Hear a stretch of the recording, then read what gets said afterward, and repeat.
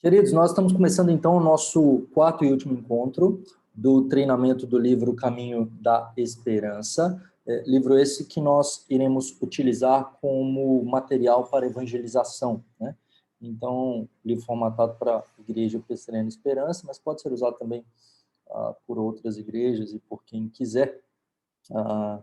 E o objetivo desse livro, de fato, é fornecer um método e um material de apoio para o anúncio do Evangelho a outros. Lembrando que o anúncio do Evangelho não é simplesmente frases de efeito, não é simplesmente 5 minutos falando para uma pessoa, não é simplesmente dizer que Deus tem um grande plano para você ou Jesus te ama. A pregação do Evangelho necessariamente envolve o anúncio de que essa pessoa é pecadora, o anúncio e o reconhecimento por parte dessa pessoa que ela é pecadora, o arrependimento dos seus pecados, o reconhecimento do que Cristo fez por ela. De modo, então, que ela precisa entender quem é Deus e que Deus vai julgá-la, ela precisa entender quem ela é, que ela precisa buscar a face de Deus e se voltar para Ele em obediência. Ela precisa entender que o homem pecou e agora ela, nesse estado de pecado, está incapaz de buscar a face de Deus. Ela precisa reconhecer, então, quem é Jesus e o que ele fez por ela. E, então, por meio da cruz de Cristo, ela pode ser salva reconhecendo Jesus como seu Senhor e Salvador. Basicamente, então, esse é o caminho que nós fazemos no livro Caminho da Esperança, o que já vimos até aqui. Nós vimos o primeiro capítulo que trata sobre como conhecer a Deus. Então, nesse primeiro capítulo, nós precisamos entender e nós precisamos passar para a pessoa que vai estudar juntamente conosco que a Bíblia é a palavra de Deus. E por que a gente parte da Bíblia? Porque todo o restante vai ser baseado na Bíblia. Ou seja, nós veremos quem é Deus baseado nas Escrituras, nós veremos quem ela é baseado nas Escrituras, nós veremos quem é Jesus baseado na Escritura, como podemos ser salvos, a obra de Cristo baseado na Escritura. Então, em primeiro lugar, ela precisa entender que a Bíblia é a palavra de Deus, ela precisa entender que a Bíblia foi escrita por homens, entretanto, ela não contém erros, contradições, pelo contrário, ela tem tudo que é suficiente para a nossa salvação. E, em segundo lugar, ela precisa saber como ler a Bíblia, entendendo que a Bíblia não é um amuleto, a Bíblia não é uma caixinha de promessas, a Bíblia não é algo que você abre para ter uma resposta pronta na hora. A Bíblia deve ser lida no seu contexto, a Bíblia deve ser lida considerando o seu pano de fundo cultural, a Bíblia deve ser lida considerando a intenção do autor, para quem ele escreveu, quando ele escreveu e qual o propósito dele. Então, basicamente, esse é o primeiro capítulo. No segundo capítulo, nós vimos quem é Deus, que basicamente é o resumo da quarta pergunta do breve catecismo. Vimos os atributos de Deus incomunicáveis, aqueles que somente Deus tem. Deus é onisciente, onipotente, onipresente. Deus é imutável, Deus é eterno. E vimos atributos comunicáveis, aqueles que ele comunicou ao ser humano como imagem e semelhança de Deus. Deus é bom, Deus é justo, Deus é santo. Vimos no terceiro capítulo quem é o homem. Vimos que o homem é criado à imagem de Deus, ou seja, ele é a coroa da criação, ele não é mais uma espécie no reino animal. O homem é superior a todo o restante da criação, de modo que uma vida vale mais que o mundo inteiro. Vimos no capítulo 4 quem é Jesus. Ele é o ser humano perfeito, mas não apenas homem, ele é totalmente Deus. E vimos então a divindade do Senhor Jesus. Ele manifesta os atributos que Deus tem, ele faz as obras que Deus faz. Ele é Deus todo-poderoso, onisciente, onipresente, onipotente, imutável, perdoa pecados, criador, providente. E hoje nós chegamos ao capítulo 5, veremos o capítulo 5 e o capítulo 6 do livreto Caminho da Esperança. E é interessante porque no capítulo 5, depois então de vermos quem é Jesus, a grandeza do nosso Salvador, esse homem que veio e nasceu de mulher 2000 anos atrás e cumpriu cabalmente toda a lei, agora nós olhamos para nós. E aí, então, esse capítulo 5, como podemos ser salvos, ele inicia basicamente com algumas perguntas. E esse é o momento mais importante desse discipulado, porque é o momento que você vai mostrar para essa pessoa e dizer para ela que o gato subiu no telhado. Muita gente, às vezes, quer trazer uma resposta, mas a pessoa não está perguntando nada. A questão agora que você vai fazer é a pergunta crucial para que agora ela pare para pensar e fale, nossa, e agora? Né? E a pergunta é, se você morresse hoje, para onde você iria? Se você morresse hoje, para onde você iria? E aí, essa pessoa, então, normalmente ela vai ter duas respostas. É a resposta padrão, né? Não sei, ninguém sabe, mas espero que para o céu. Outras vão dizer, não, eu acho que eu vou para o céu. Essa é a resposta padrão no geral. E aí, o porquê você vai para o céu é a pergunta. E ela vai dizer, eu não mato, eu não roubo, eu sou uma pessoa boa, eu procuro fazer o bem para todo mundo.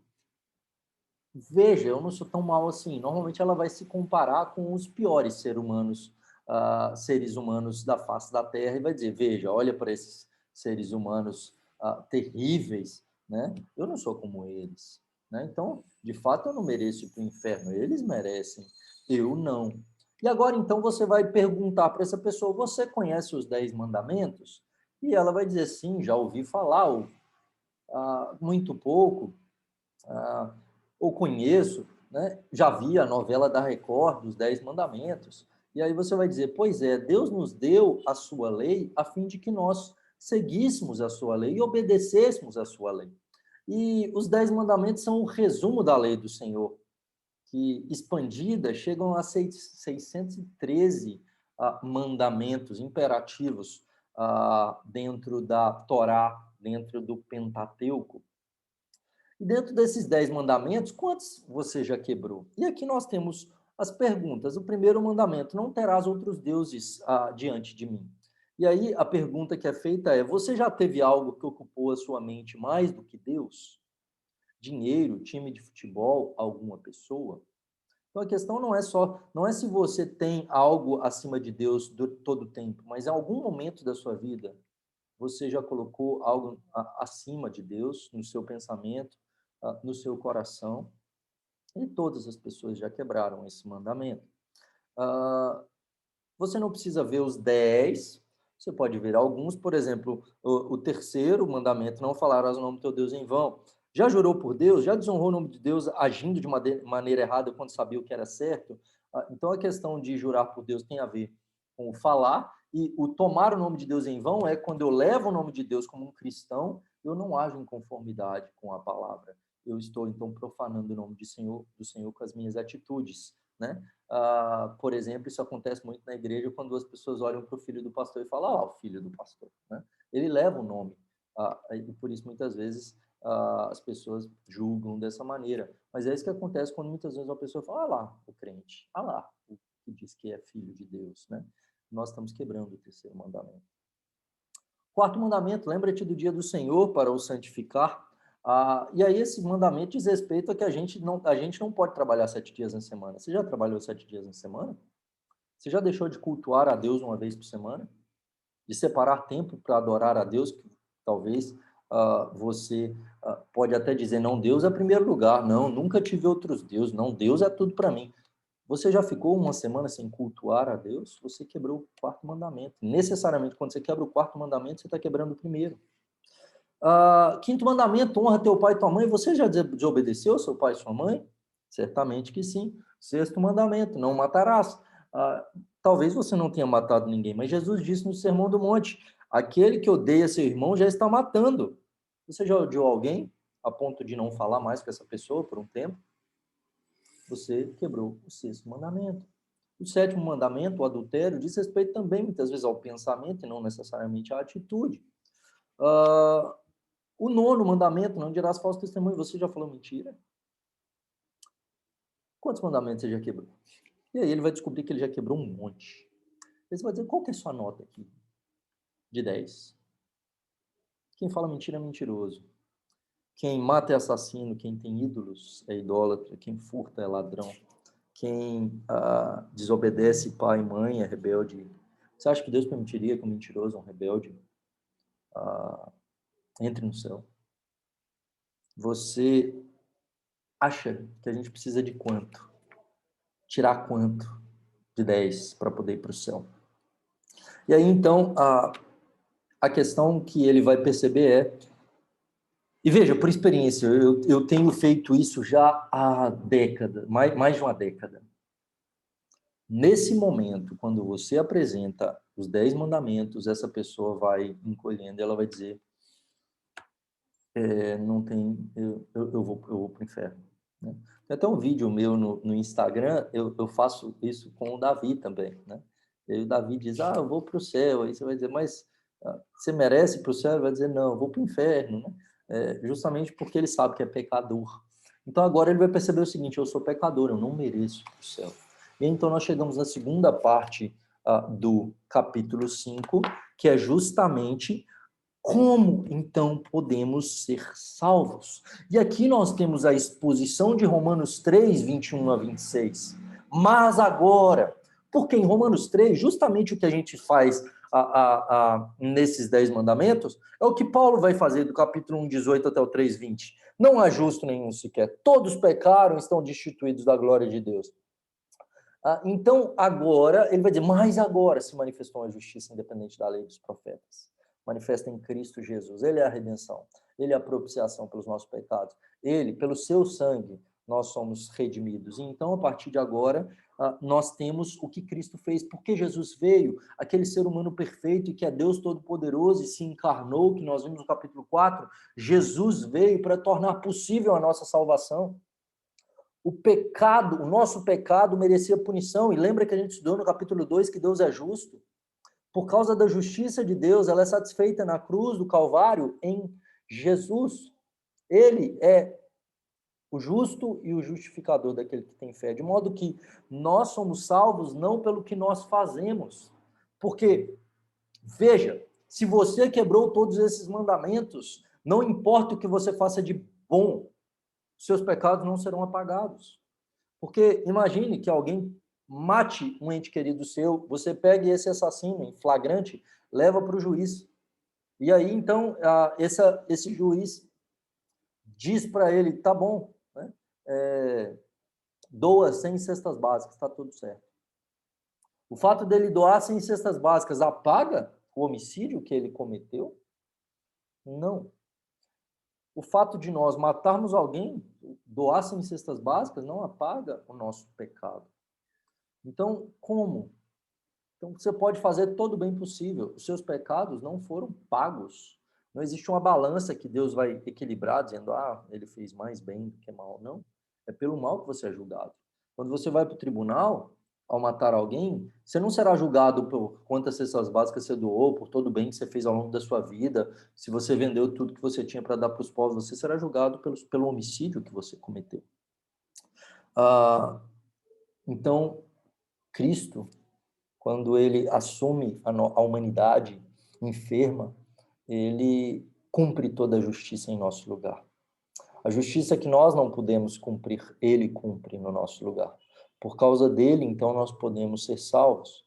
Ele leva sobre si o nosso pecado. Na cruz do Calvário, então, o nosso pecado é colocado sobre Jesus. No Antigo Testamento, isso que era feito na Páscoa, quando os pecadores colocavam a mão sobre o cordeiro, confessavam os seus pecados e o cordeiro era imolado, levando o pecado daqueles pecadores. Cristo é o Cordeiro de Deus que tira o pecado do mundo. Ele morre naquela cruz, o seu sangue é derramado para que nós pudéssemos ser salvos. De modo que somente por Cristo nós temos a salvação, somente por causa dele. Então, a questão da justificação, nós somos salvos, então, não pelo que nós fazemos, não pelas nossas obras, caso contrário, nós nunca seria suficiente, porque nós já quebramos a lei, ele que nunca quebrou a lei, agora então imputa sobre nós a sua justiça. Então a justiça de Cristo é colocada sobre nós e nós somos declarados justos diante do tribunal do Pai. E o Pai olha para Jesus e vê o nosso pecado sendo punido na cruz de Cristo. E como que eu me aproprio então dessa salvação? Por meio da fé. A fé é um instrumento pelo qual eu recebo a salvação. E fé não é simplesmente acreditar, mas confiar. Eu confio no sacrifício de Jesus. Eu entrego a minha vida ao Senhor Jesus. Eu reconheço quem Ele é. E eu deposito nele a minha esperança, a minha vida, o meu coração. Como nós podemos ser salvos? A salvação está em Cristo. Ele já pagou pelos nossos pecados. O castigo que nos traz a paz estava sobre ele, pelas suas pisaduras nós somos sarados. O que você precisa fazer, então? E esse é o momento, de fato, de dizer para essa pessoa, primeiramente você precisa reconhecer que você é um pecador. Você precisa olhar para dentro de si e perceber que o seu pecado agride a santidade de Deus. Você precisa perceber que tudo aquilo que você fez ao longo da sua vida foram terríveis aos olhos do Senhor. Você precisa, então, olhar para o Senhor Jesus, reconhecê-lo como Senhor e Salvador, perceber o que ele fez por você e entregar o seu coração a ele. E agora é o momento que você pergunta a essa pessoa dizendo, você já entregou a sua vida a Jesus de verdade? E a questão não é dizer, veja que a questão não tem a ver com palavras, a questão tem a ver com coração. No seu coração, ele é o centro. Você se arrepende de seus pecados e ama Jesus acima de todas as coisas. Você é o centro da sua história ou Jesus é o centro da sua história? Eu gostaria de convidar, de fato, a reconhecer que Jesus é o centro. E que ele seja o seu Senhor e Salvador. Você deseja fazer isso. Então, você pode orar com essa pessoa nesse momento, caso ela tenha interesse de entregar a sua vida a Jesus, né? E depois explicar que não é um ritual que salva, não é uma oração que salva. A salvação encontra-se na confiança em Cristo. E se verdadeiramente ela fez isso, ela será salva. Mas se ela fez isso meramente por uma questão de conveniência ou por uma questão externa, não significa nada uma oração. Deus conhece o coração dela. De fato, ela está arrependida. E nós chegamos ao capítulo 6, o último capítulo, que já é o capítulo para aquele que reconhece Jesus como seu Salvador. E agora, como que eu devo ser em Cristo? Né? E aí o texto inicia com Romanos 8, que é dito para nós que nós fomos predestinados para sermos conformes à imagem do seu Filho. O propósito de Deus, ao criar o homem lá no início, lá no capítulo 3, era fazer o homem à sua imagem e semelhança. Por causa do pecado, o homem tornou-se totalmente afetado pelo pecado. Mas agora em Cristo, uma vez que ele veio, nele nós somos uma nova criação. Então, em Cristo, essa imagem que nós fomos criados lá em Gênesis 1:26, agora ela está sendo restaurada para sermos parecidos com Jesus. O propósito de Deus, então, é nos transformar e que a gente cresça em santificação. E aí, então, nós vemos o Mateus 5:3, bem-aventurados os humildes de espírito, ou seja, eu reconheço que eu não tenho nada, não posso nada, eu não sou nada diante de Deus, e então eu me achego a Ele para que receber da parte dele graça, a fim de crescer, a fim de depender única e exclusivamente dele. E por fim, nós vemos Gálatas 5:22 e 23, o fruto do Espírito. O fruto do Espírito é amor, alegria, paz, bondade, benignidade, fidelidade, longanimidade, mansidão, domínio próprio. Então, cada um desses aspectos, dessas características do nascido de novo, que são fruto do Espírito, é abordada aqui, que ele deve manifestar. Então, uma vez que você creu em Cristo, o Espírito Santo ele vai te fazer crescer em santificação para você ser parecido com Jesus. E como então quer ser parecido com Jesus? Você ama, você é cheio do amor de Deus, você tem alegria, não nas coisas desse mundo, mas no Senhor. E essa alegria não depende de circunstâncias, bem como a paz, que excede todo o entendimento. Mesmo em meio à guerra, você tem paz com Deus e promove essa paz por meio de Jesus, ele é a nossa paz. A paciência, a questão da longanimidade, né? Ser tardio para punir o pecado. Você não vai tratar outros com a ferro e fogo, porque Deus teve misericórdia de você, você é misericordioso para com outros. A bondade, fidelidade. Então, a questão das características de Jesus, você agora vai andar em obediência à lei e vai andar de acordo com aquilo que você diz crer em fidelidade. Mansidão e domínio próprio. Manso é aquele que é dominado por Deus. Então é conduzido pela vontade do Senhor e não mais pela minha vontade. E domínio próprio. Agora, então, eu não mais sou conduzido pelas minhas paixões.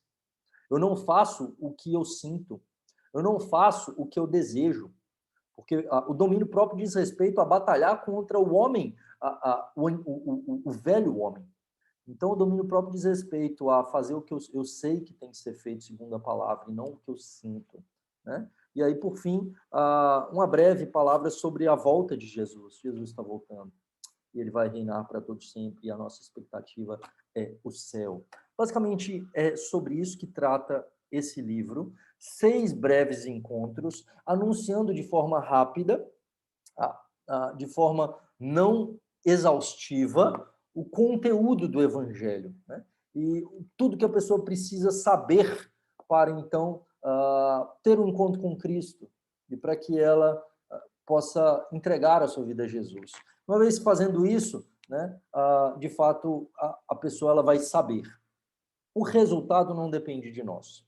O que eu tenho visto e que eu tenho experimentado é que a boa parte das pessoas que começam a estudar o livro, na verdade, elas já nasceram de novo. Elas já estão nesse processo, ela já está querendo. E Deus já começou a trabalhar dentro dela. E agora, então, ela vai entendendo as coisas que já aconteceram, né?